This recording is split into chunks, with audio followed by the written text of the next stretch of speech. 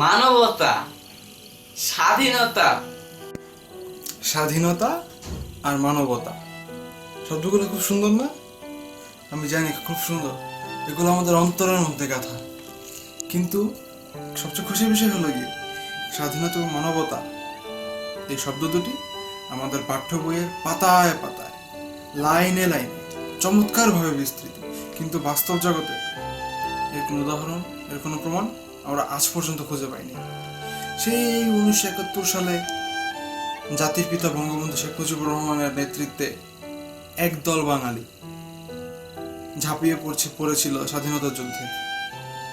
তারা ছিনিয়ে এনেছিল স্বাধীনতাটাকে, কিন্তু সেই স্বাধীনতাটা 16 ডিসেম্বর পর্যন্ত আবদ্ধ ছিল। এরপরে আমরা স্বাধীনতার কোনো সদৃশ প্রমাণ খুঁজে পাইনি। এবং তার উৎকৃষ্ট উদাহরণ হলো বিশ্বজিৎ হত্যা। তারপরে আসলো লিটনকে অহেতুক পায়ে গুলি করে তাকে ফাঁসানো, এবং শেষমেশ 13 বছরের একটি শিশু রাজন। যদিও তার হত্যার কারণটি জানা যায়নি, কিন্তু তাকে যে হত্যার যে ভিডিওটি আমরা পেয়েছি, তাতে আমরা দেখতে পাচ্ছি তাকে এক ফোঁটা পানিও দেওয়া হয়নি। সে চিৎকার করে বলছিল, আমাকে একটু পানি দেন। তাকে এনেও কোনোভাবে কেউ পানি দেয়নি, এবং তারা হাসছিল, যে নরপিশাচের মতো হাসছিল। আমার সিট কই দিছো? সীতা সিট কই না দিছো? কিন্তু আমাদের পূর্বের ইতিহাস, পূর্বের কেন বলছি, ইদানিং এর ইতিহাসে বলি, আমাদের ইতিহাস আমাদের বলে দেয় বাংলাদেশে কোনো বড় আসামির বিচার হয় না।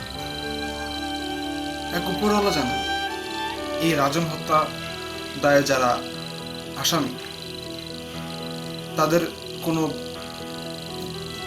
পর্যাপ্ত বিচার হবে কি হবে না, তবুও আমরা আজও আশা রাখি। আমাদের সরকারের কাছে আমার অনুরোধ, আমার পক্ষ থেকে আমি অনুরোধ করছি সরকারের কাছে, বিচারটি করুন।